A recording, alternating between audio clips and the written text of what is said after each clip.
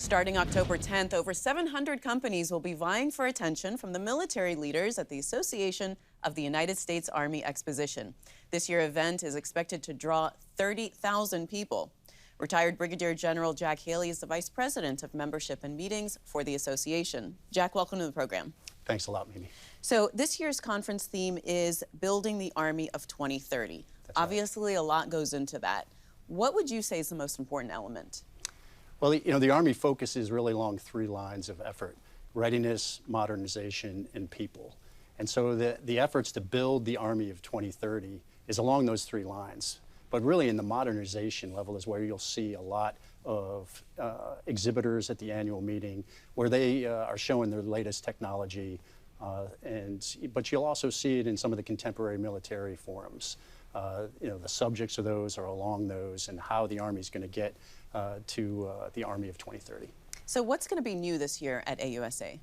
So we're really excited to bring a few new forums into the annual meeting. We've been doing the annual meeting in Washington for over 60 years, and at the Walter E. Washington Convention Center for probably the last 10 or so. But this year we are bringing a new forum called the Solarium. And it's a leadership development, a professional development forum for junior leaders that the Army hand selects, brings them in, and the Chief of Staff of the Army, the Secretary of the Army, give these young leaders from the total Army, Reserve, National Guard, and Active, really tough, wicked problems. What is the senior leaders, the senior leadership of the Army having a hard time with? And let these junior folks wrestle with it over the 3 days. So we're really excited for the Solarium. That's under a banner of our new Center for Leadership that we just stood up at AUSA in October. We're also excited to bring a new pavilion to the floor called Cyber World. So it's a top-notch speakers and professionals across the cyber domain discussing topics and cyber companies with small kiosks. So those are two new things that we're doing. We're also, taking some of our events that we typically have and adding some entertainment too. So the President's Reception, where our CEO honors the Secretary and the Chief.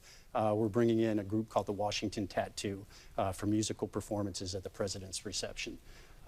So it's going to be phenomenal, like it always is. I mean, if you're in Washington around Columbus Day, the 10th to the 12th, this is the place to be in Washington. What are you hoping attendees get out of the conference? So we want them to, know their Army. AUSA is the Army's nonprofit professional educational association. We provide support for soldiers and voice for the Army, and we want the people who attend the meeting to understand our Army, to understand its challenges, to understand what it's looking forward to, and how it's going to build the Army of 2030. As you listen to the Army and the DoD leaders speaking at the conference and the displays that you're going to be seeing, what are you personally most looking forward to? Well, I'm the chair of the meeting, so it's... You're not allowed to pick favorites? It's difficult to pick a favorite, but we do have...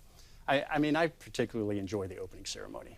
Being a retired Army, 30 years, the pomp and circumstance of the opening ceremony, the support that we get from the Military District of Washington and 3rd Infantry is absolutely phenomenal. And that's the opportunity for the Secretary of the Army to lay out her vision, her priorities. So it's an anticipated event. And briefly, besides putting on this annual meeting and conference, what else does AUSA do? So AUSA, actually, we do a lot in terms along those lines of educate, inform, and connect. AUSA, in terms of educating the public about the Army, we publish the Army magazine. We connect with our industry partners, with industry and the Army and the American public, and we inform. And we use meetings like the annual meeting here in Washington to accomplish all three of those. Well, I'm going to be there, and I'm looking forward to it, too. Thank you so much for coming in. Thanks, Mimi. Thanks for watching. If you enjoyed the video, give it a thumbs up and subscribe to our channel so you don't miss out on any future Government Matters interviews.